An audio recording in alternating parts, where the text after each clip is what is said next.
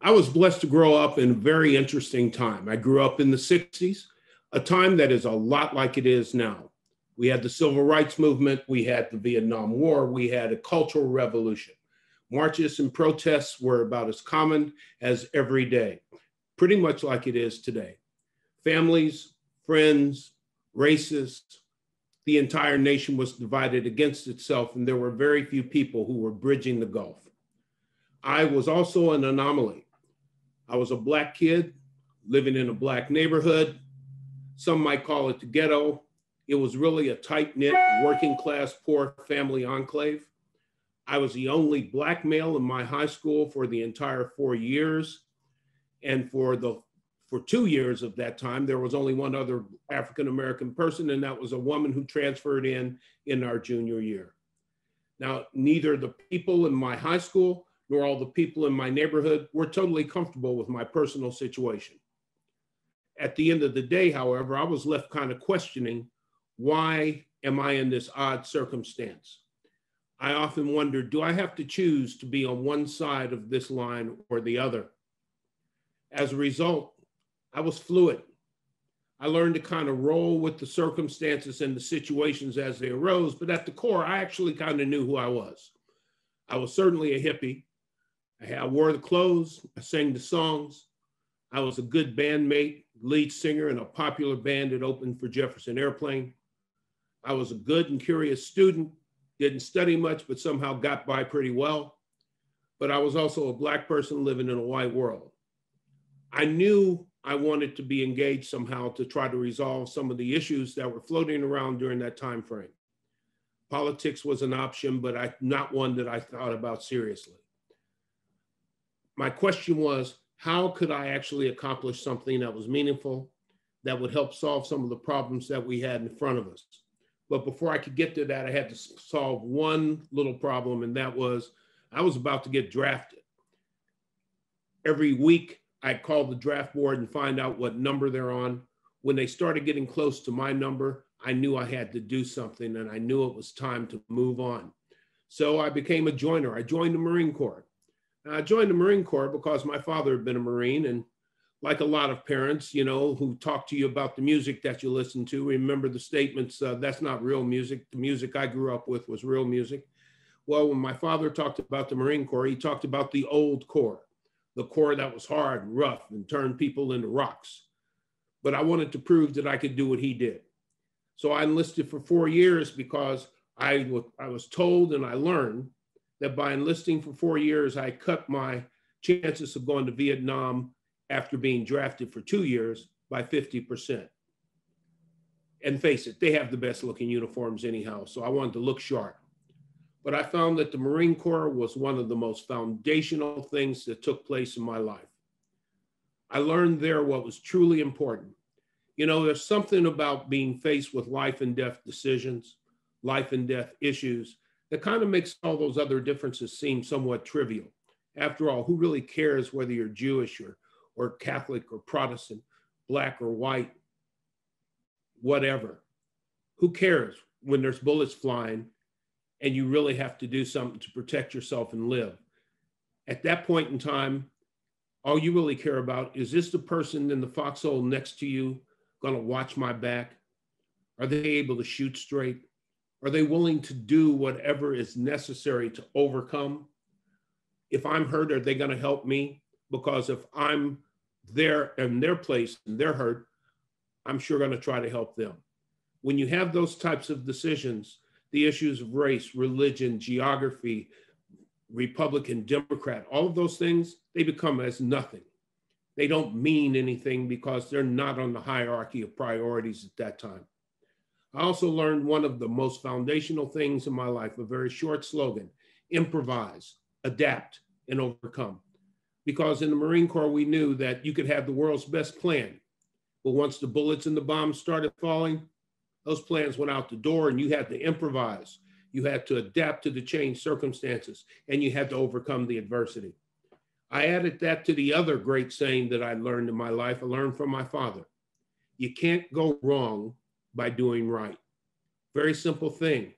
But between those two things, those were the things that guided me through some of the toughest parts of my life. To get by when things weren't working out the way that I wanted to, I learned to improvise, adapt, and overcome.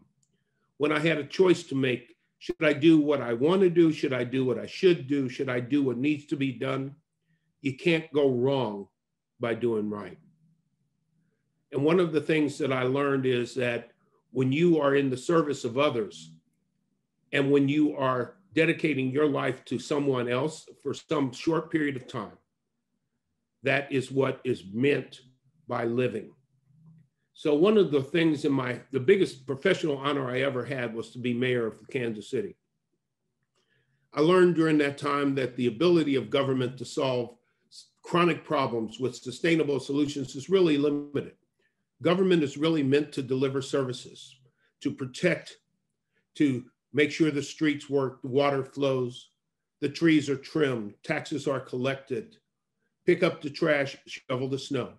Those are the things that government is best at, but government is called upon by the citizenry to do more.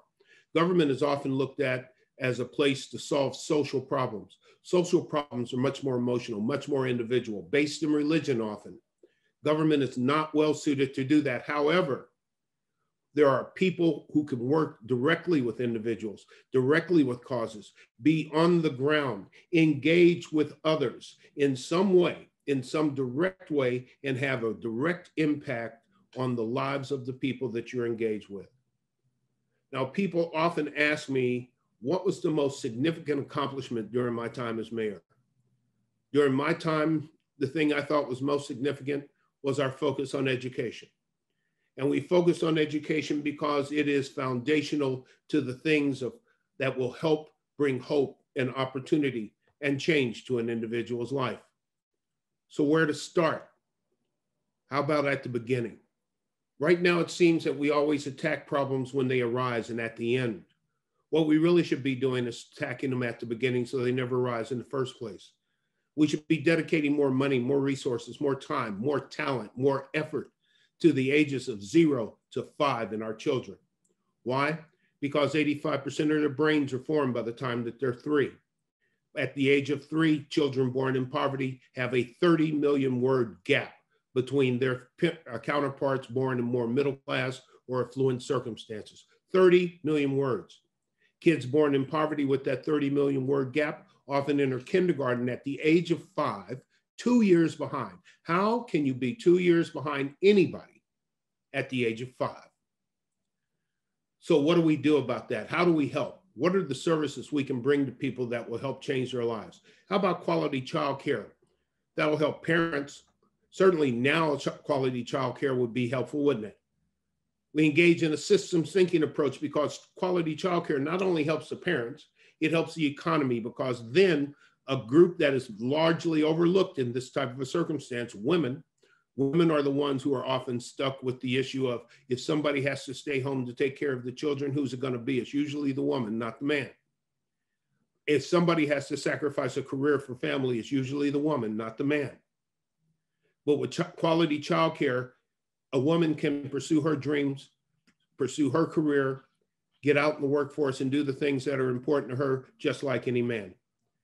And we can do that with quality childcare, quality pre-K to help eliminate that 30 million word gap, to prepare kids to enter kindergarten on an equal basis, to give them the basic tools that they need so that they are reading proficiently by the age of 3, by the 3rd grade. Because up to 3rd grade, you're learning to read. From 3rd grade on, you're reading to learn. And it's very important that you hit that 3rd grade proficiency marker, because one thing that we do know, kids that are not proficient readers as they enter the 4th grade, 75% never catch up. The most prevalent reading level in prison is 4th grade. All sorts of people start to fall slowly off of a long, slow, sloping cliff at 3rd grade because of reading. One of the things that led me to the educational issue was the fact that I have children myself. My parents stressed education as if it was the golden grail. And for me, it was actually. But the other thing about it is that as the mayor, I was charged with representing the interest, not just the immediate interest, but the long-term interests of 480,000 people. We needed people who would be able to get into the workforce in an increasingly technological world.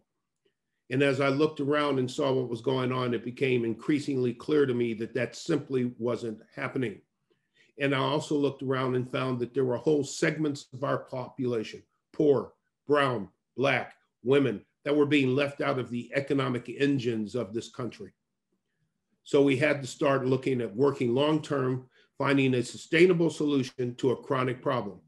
Now, we did that with an interplay, with a public-private partnership, if you will, of government and private parties, foundations, people who were willing to volunteer time to spend time with children. We recognized that by doing so, we would have an impact on the long-term chronic issues of crime, poverty, earnings, lifetime longevity, opportunity, tribalism. Education is the way that a lot of us, for the first time in our lives, come into contact with people who aren't like us. So the more education you can get, the more exposure you have, the more exposure you have, the more open-minded you should become. The more open-minded you become, the better you are able to accept differences. And in this world today, the ability to accept differences is absolutely crucial.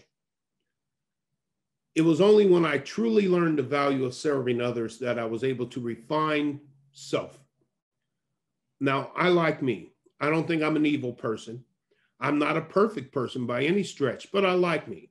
And I recognize that the me that I like today is only here because of the experiences I had yesterday, the day before, years before that. I wouldn't trade any of those things. I don't look back with regrets. I look back sometimes with fondness, and I look back and say, gee, I wish I had handled that better. But at the end of the day, but for those things that I did and didn't do, I wouldn't be here today. I also found out something. When I was serving others, I got more from than I gave to. The real insight to me is where myself became more refined is in knowing that there are basic goals, basic needs, and wants that we all have, regardless of who we are and regardless of those things that we would use to separate us and make us different. We're more likely to meet the goals and the needs of people and the wants if we understand the free concept of self-help and her service to others. Working with government, we can find ways to achieve. The refinement of self through service takes place when we work with others, when we learn to see ourselves through their eyes, and when they see us through theirs. That's when we learn who we are, and that's how we learn our place in the community of citizens. Thank you very much.